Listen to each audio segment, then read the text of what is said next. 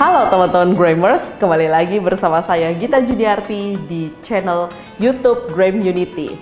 Nah, di bulan Ramadan ini, izinkan saya bersama teman-teman Grammers mengucapkan selamat menunaikan ibadah puasa kepada teman-teman Grammers yang hadir di YouTube ini untuk menonton acara ini lagi. Jangan lupa teman-teman di subscribe dan like, dan kemudian teman-teman akan mendapatkan banyak sekali informasi mengenai buku-buku baru yang ada di sini. Untuk kali ini, saya akan memperkenalkan sebuah novel yang berjudul Namaku Matahari.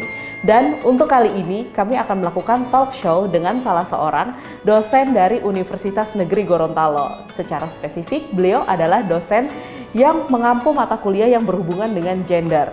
Asalnya dari Universitas Negeri Gorontalo di Fakultas Sastra dan Budaya, khususnya di jurusan Pendidikan Bahasa dan Sastra Indonesia. Untuk spesifikasi bukunya, judul bukunya adalah Namaku Matahari, ditulis oleh Remy Silado dan diterbitkan oleh PT Gramedia Pustaka Utama. Untuk tebal bukunya, kira-kira ini lebih dari 500 halaman. Memang tebal dan juga fontnya itu kecil-kecil dan dempet-dempet ya teman-teman. Tapi di dalam sini teman-teman itu bisa mendapatkan cerita yang menarik sekali mengenai berbagai hal nih, dari mulai pelajaran tentang gender, kemudian tentang gimana sih mengenai Perang Dunia I dan siapa saja tokoh-tokoh yang terlibat di dalamnya. Buku ini juga dilengkapi dengan foto dari pemeran matahari ini, jadi teman-teman itu bisa membayangkan secara langsung seperti apa sih mukanya si matahari, seperti apa sih cantiknya si matahari ini, sehingga dia bisa menjadi tokoh utama yang kemudian akan diceritakan keseluruhannya di dalam novel ini. Sebelum kami memulai untuk membahas novel ini, saya akan terlebih dahulu menyapa narasumber kita pada hari ini. Selamat siang, Gusman. Halo, selamat siang, Gita. Ya, untuk hari ini saya ingin berdialog nih dengan Gusman mengenai novel Namaku Matahari yang ditulis oleh Remy Silado. Kira-kira sudah dibaca ya untuk novel ini, dan kita akan berdiskusi lebih lanjut lagi karena saya ingin mengajak kepada anak-anak muda, terutama nih para penontonnya di Gram Channel, untuk melihat nih lebih dalam. Kira-kira apa saja sih yang bakalan kita temukan di dalam novel yang berjudul Namaku Matahari ini. Nah, oke, untuk lebih lanjut saya boleh mulai untuk tanya jawabnya ya Pak? Boleh, silakan. Oke, boleh terlebih dahulu nih Gusman, bagaimana sih sinopsis dari novel Namaku Matahari ini? Oh ya, oke. Terima kasih kita pertanyaannya ya. Namaku Matahari itu sebenarnya spill the tea ya, bahwa saya meminjam buku ini dari teman saya, sahabat saya, Ibu Mira gitu. Beliau baru saja kehilangan. Kemudian saya melihat ternyata penulisnya adalah salah satu penulis favorit saya di Indonesia, Remy Silado. Ini salah satu penulis besar yang memang namanya besar banget dalam dunia kesastraan, sehingga saya berterima kasih banyak kepada Gita karena pada hari ini memanggil saya, mengundang saya dan teman-teman Grammers gitu untuk membicarakan tentang Namaku Matahari dari Remy Silado.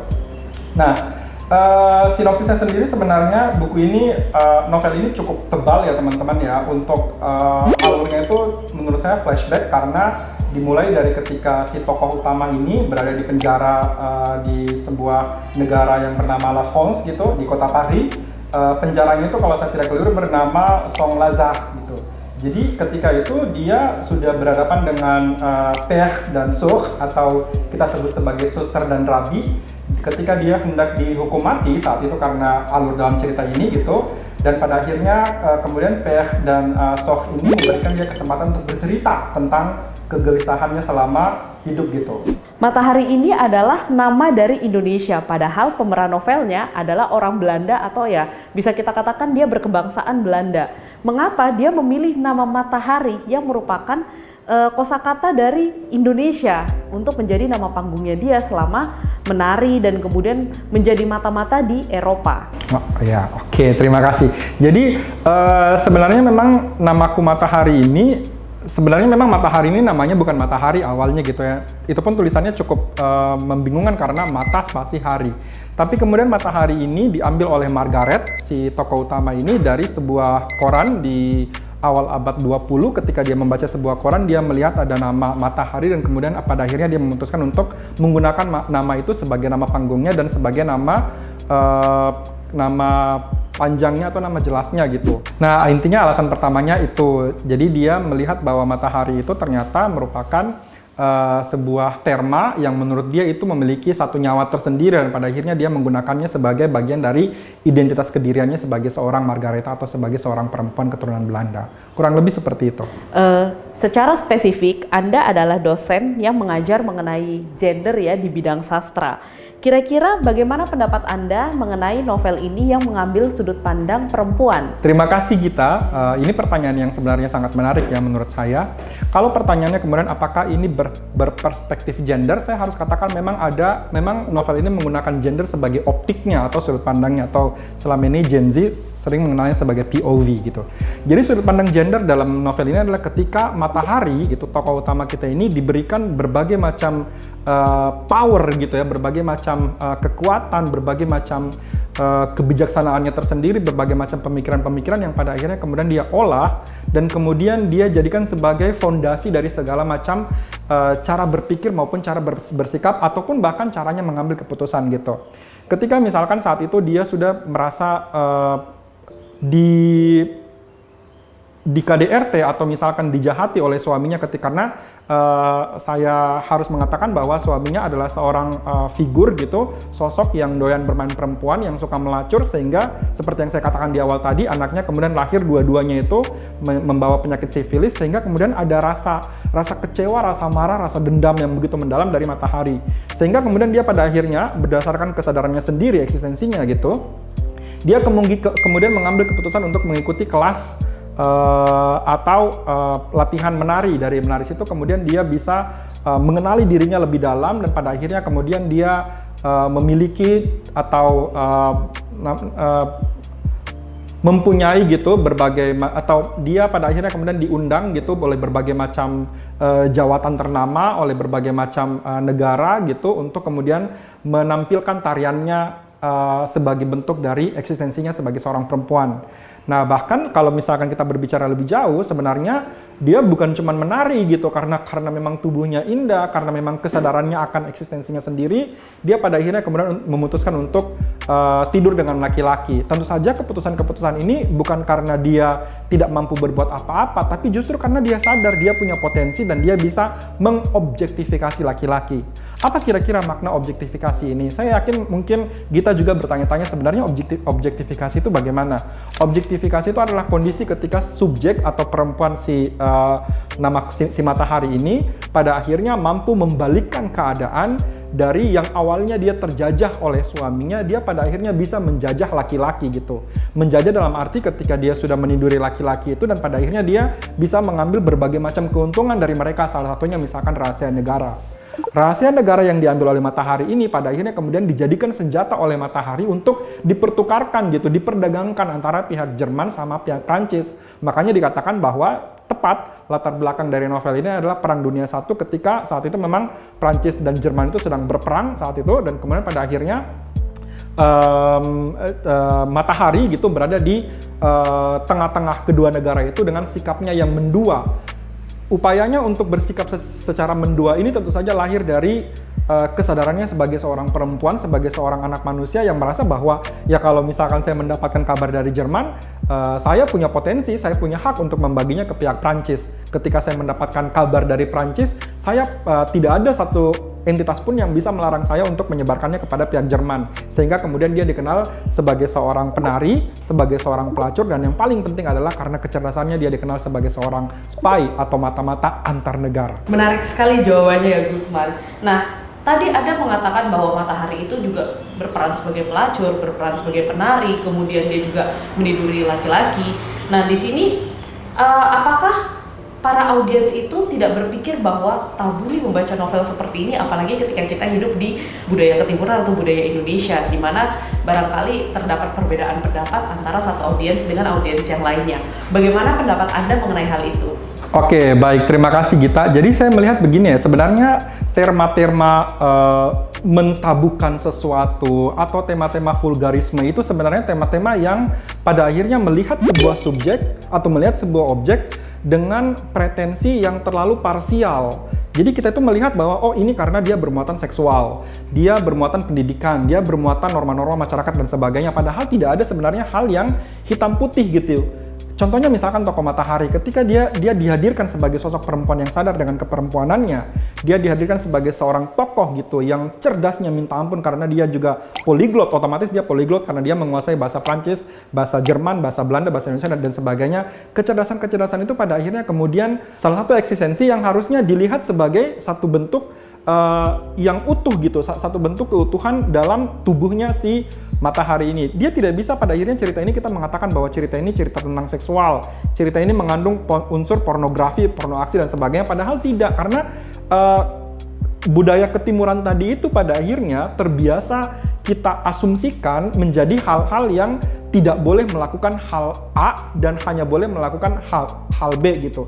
Pada akhirnya ketika kita membaca novel, pikiran kita tuh tidak menjadi sangat fragmentaris karena kita memecah ini cerita yang sangat porno, seksual dan sebagainya. Padahal tidak, ya manusia apalagi Matahari gitu sebagai dalam ketokohannya, kategori ketokohannya sebagai seorang perempuan, ya harusnya memang dia punya libidinal juga, dia punya hasrat juga, dia punya kecerdasan, dia punya keinginan, dia punya hak, kewajiban dan sebagainya. Jadi kalau misalkan dikatakan apakah ini memuat memuat isu-isu yang terlalu vulgar dan sebagainya, saya harus mengatakan ya, tapi bukan pada hal itu kemudian kita harus menidurkan pemikiran atau asumsi kita semata-mata pada hal-hal yang berbau seksualitas dari tokoh si Matahari ini.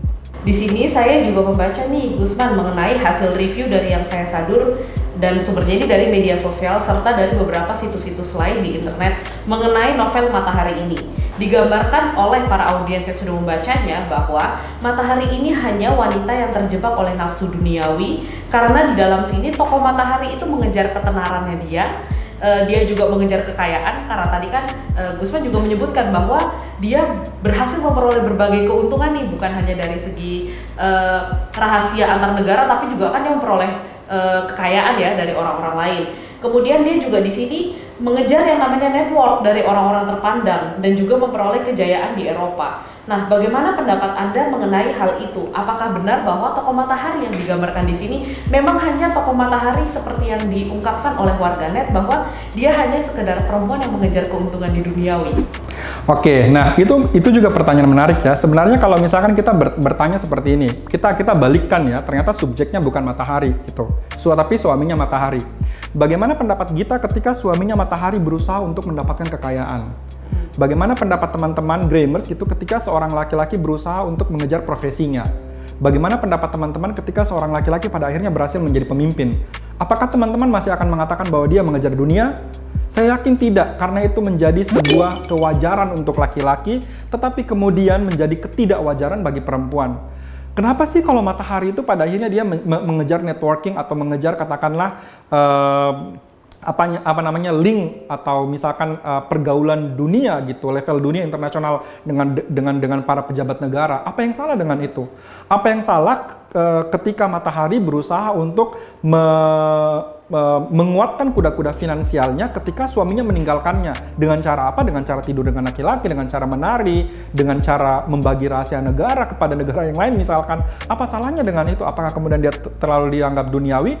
Saya pikir mungkin bisa dianggap duniawi, tapi saya pikir juga itu bukan hal yang salah. Karena ketika laki-laki melakukan hal yang sama dengan dilakukan Matahari, maka dunia akan melihat itu sebagai sebuah bentuk pemakluman gitu atau kewajaran. Tapi ketika perempuan yang melakukannya, kita kemudian langsung menembak perempuan itu dengan cacian, dengan cemoohan, hujatan seolah-olah dia tidak lagi melindungi nilai-nilai keperempuanannya, tetapi kemudian mengejar uang, lapar dengan ketenaran, dan pada akhirnya haus dengan kekayaan. Jadi saya pikir ini harus kita pikirkan kembali teman-teman, apakah memang dia duniawi atau mungkin kita sendiri yang berasumsi dia duniawi.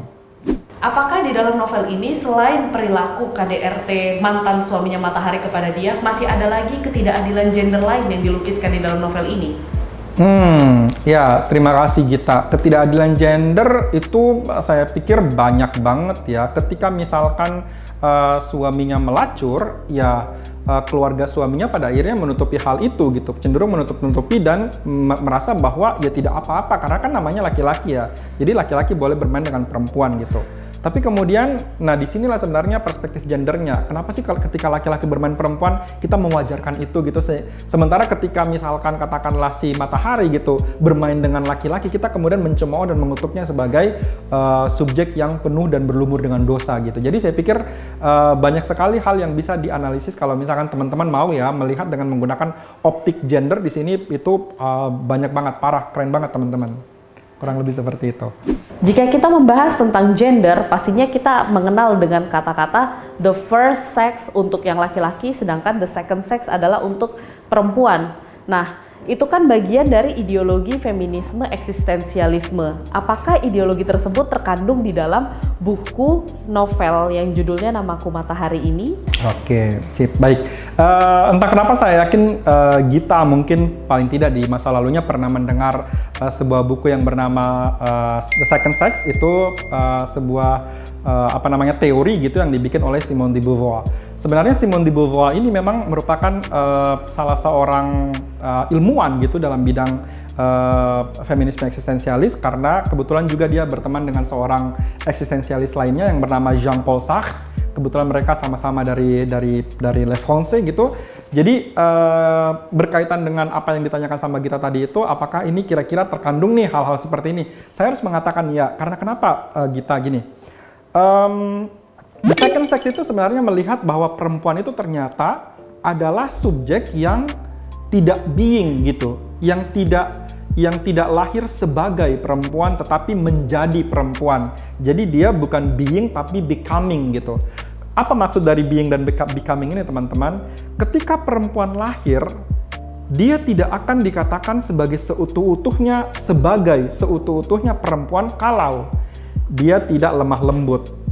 Dia tidak pandai memasak, dia tidak menikah, dia tidak mengandung, tidak merawat anak, dan tidak merawat suaminya. Dia akan dikatakan sebagai perempuan yang salah atau perempuan yang sesat. Perempuan yang benar itu, atau perempuan, atau bagaimana seorang betina bisa becoming perempuan yang sesungguhnya adalah ketika dia lemah lembut, tidak banyak bicara, mengikuti perintah laki-laki dan sebagainya. Nah, sementara sosok Matahari tidak melakukan hal itu. Dia becoming of herself gitu. Dia menjadi dirinya sendiri dengan bagaimana caranya? Dengan cara mengikuti hasratnya, mengikuti pemikirannya, alur cita-citanya, ideologi dan idealismenya, sehingga kemudian dia menjadi manusia yang utuh. Dia merasa bahwa keperempuanan itu ya harusnya adalah hal yang mampu dia setir, bukan kemudian disetir oleh laki-laki, apalagi budaya bahwa perempuan harus lemah lembut dan sebagainya. Apalagi sekarang kita ya, kalau misalkan di hari-hari belakangan ini kita akan berbicara tentang standar kecantikan,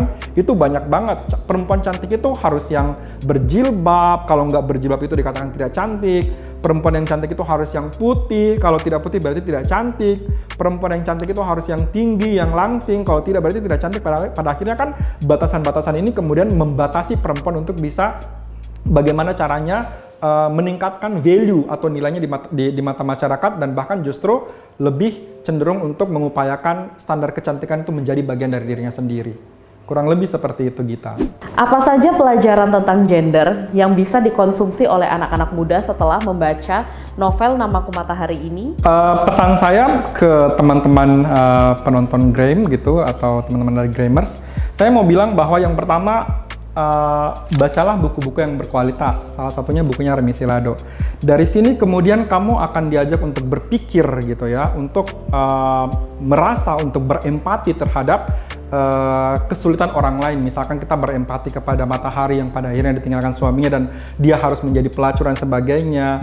Pada akhirnya kita harus belajar berempati bagaimana caranya melihat hal-hal itu dengan menggunakan sudut pandang perempuan, bukan lagi sudut pandang laki-laki yang cenderung bias dan timpang gitu. Kemudian saya pikir teman-teman ketika membaca buku-buku seperti ini akan lebih luas wawasannya, akan lebih luas pemahamannya, ruang-ruang pemaklumannya kepada hal-hal yang berbeda gitu. Hal-hal yang selama ini kita anggap sebagai lian atau hal-hal yang teralienasi, hal-hal yang asing gitu. Pada akhirnya kemudian kita bisa melihat sebagai sebuah hal yang sebenarnya biasa saja gitu.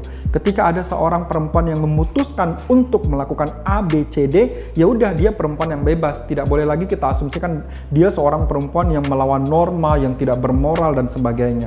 Jadi kurang lebih seperti itu. Terima kasih. Dan pertanyaan terakhir saya adalah dari skala 1 sampai 10, berapa kira-kira yang nilai yang ingin diberikan oleh Gusman untuk novel Namaku Matahari ini? Ya, buku-bukunya Remy Silado saya pikir nggak pernah gagal ya. Kalau dari 1 sampai 10 saya akan memberinya 10,5. Oh, ternyata lebih 0,5 ya daripada yang seharusnya. Oke, terima kasih Gusman untuk talk show kita pada hari ini. Sama-sama. Saya ingin membacakan sinopsis dari novel Namaku Matahari ini. Aku pelacur tulen, tapi aku penari sejati. Aku Belanda berdarah Indonesia. Matahari, nama yang tercatat di berbagai literatur, terutama dihubungkan dengan spionase, mata-mata, intrik, dan juga sensualitas. Namaku Matahari ini menceritakan tentang tokoh yang hadir pada abad ke-19 sampai pada ke abad 20. Di dalam novel ini dikisahkan di periode hidupnya yang belum banyak disingkap tentang kehidupan matahari di Indonesia. Jadi untuk teman-teman Grammers yang ingin membaca lebih banyak mengenai novel sejarah, tepatnya yang berjudul Namaku Matahari, teman-teman boleh banget untuk membeli buku ini boleh dicek di toko oranye maupun toko hijau. Karena bagi saya setelah membaca buku ini, apalagi setelah mendengarkan penjelasan dari narasumber kita pada hari ini, ternyata banyak sekali hal-hal yang bisa kita kaji dari novel ini. Mulai dari ketidakadilan gender, tentang kebebasan perempuan, bagaimana perempuan mengekspresikan dirinya mereka, kemudian tentang Perang Dunia I maupun yang hal yang sebelum dan sesudahnya, apa yang terjadi di dalamnya itu bisa teman-teman lihat dari dalam sini. Jadi bukan hanya yang kita tahu nih dari buku-buku sejarah, tapi kita juga tahu nih bahwa dari dalam novel ini kita bisa mempelajari sejarah-sejarah yang tidak kita temui di misalnya yang dari buku-buku yang sudah teman-teman baca ketika di masa-masa sekolah. Kira-kira apa aja sih yang ada di dalam novel Matahari ini yang kira-kira bisa untuk teman-teman konsumsi dan juga teman-teman sharing hasil dari membaca buku ini kepada orang-orang terdekat Anda. Untuk edisi berikutnya, saya ingin meminta pendapat dari teman-teman sekalian, apa sih kira-kira novel yang bisa kita kaji selanjutnya nih? Nah, silakan ditinggalkan di kolom komentar. Jangan lupa di like dan di subscribe ya teman-teman. Kita akan bertemu kembali di edisi yang berikutnya. Salam literasi.